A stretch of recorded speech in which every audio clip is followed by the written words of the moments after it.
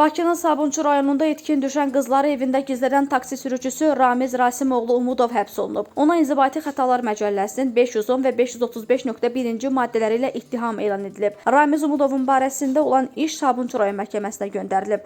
Hakim Teymur Həsənovun sədrliyi ilə keçirilən prosesdə qərar elan edilib. O, xırda xuliqanlıq və polisə müqavimət göstərməkdə təqsirlə bilinib. Qərara əsasən Ramiz Umudov 10 gün müddətinə həbs olunub. Qeyd edək ki, bu ilin aprelin 16-sında saat 20 radələrində 2008-ci il təvəllüdlü Aygün Bəhram qızı Hüseynova və 2007-ci il təvəllüdlü Reyhan Elşən qızı Hüseynova evdən heç kimə xəbər vermədən çıxıb gediblər və geri qayıtmayıblar. Dayı qızı, bibi qızı olan yeniyetmələr aprelin 26-sında Maşdağada taksi sürücüsünün evindən tapılıblar.